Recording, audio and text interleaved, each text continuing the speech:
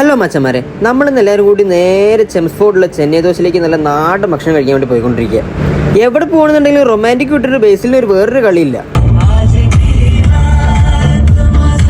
എല്ലാ കാര്യത്തിലും മുന്നിൽ ബേസ് ചെയ്തുകൊണ്ട് ഓനെ മുന്നിൽ വിട്ടിട്ട് നമ്മളെല്ലാവരും കൂടി ബാക്കിൽ പോകാൻ തുടങ്ങി.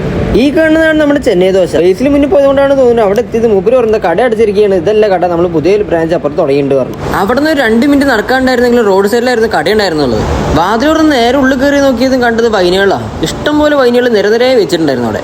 ഉച്ചനേരം ആയതുകൊണ്ട് നല്ല അത്യാവശ്യം തിരക്കൊക്കെ ഉണ്ടായിരുന്നു കടയിൽ. എന്നാൽ പിന്നെ ഉള്ള സ്ഥലം കൂടി കളയേണ്ടതുകൊണ്ട് ബേസിലാണെങ്കിൽ ഒരു ആനയുടെ താഴെ പോയി ഒറ്റയിരിക്കും. ഇതിൽ ഏത് ആന നമുക്ക് തിരിച്ചറിയാൻ പറ്റാത്ത അവസ്ഥയായിരുന്നു. നല്ല തണുപ്പായതുകൊണ്ട് ആദ്യം തന്നെ നമ്മളൊരു ചായ ഓർഡർ ചെയ്തിരുന്നു. മൂപ്പര് ഒരു സ്നേഹത്തോടെ ഒരു ചായ കൊണ്ടു തന്നു. ഈ പട്ടിക്ക് മെനു ഉണ്ട് സാർ. അതെല്ലാവർക്കും ഉള്ളതല്ലേ സാർ? എന്റെ പട്ടിയുടെ മെനു ഈ സാർ നോക്കണം. നിന്റെ പട്ടിയുടെ മെനു ഞാൻ നോക്കണമെന്നോ? നിന്റെ തന്റെ വിളിച്ചോട്ട് കാണിക്കണം. സാർ അവൻ പറഞ്ഞു കേട്ടോ, ഇവന്റെ പട്ടിയുടെ മെനു ഞാൻ നോക്കണമെന്ന്. ഞാൻ ഇതുവരെ എന്റെ മെനു പോലും തന്റെ മെനു കാണട്ടെ. സഞ്ജുവിന് പിന്നെ വിശന്ന് കഴിഞ്ഞ പ്രാന്ത.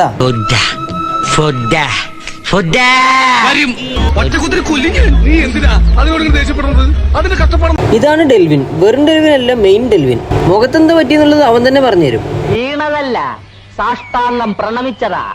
അപ്പോഴാണ് ഓർഡർ ചെയ്ത സാധനങ്ങൾ ഓരോന്നായി വരാൻ തുടങ്ങിയത്. പൊറോട്ടയും ബട്ടർ ചിക്കനും നല്ല ഫിഷ് ഗ്രില്ലടിച്ചതും. കാണാൻ നല്ല ചേലുണ്ടെങ്കിലും മസാലയ്ക്ക് ഒരു ടേസ്റ്റ് ഉണ്ടായിരുന്നില്ല. അപ്പോൾ വിചാരിച്ചു എന്നാൽ കൊത്തുപൊറോട്ട നല്ല അടിപൊളിയായിരിക്കുന്നു. അത് വെച്ച് നോക്കുമ്പോൾ അത് അത്രയും പോരാ. ഒരു ആവറേജ് ഫുഡാണ്. എന്നെല്ലാവർക്കും അടുത്ത വീഡിയോ കാണുന്നതായിരിക്കും. Bye bye bye bye by.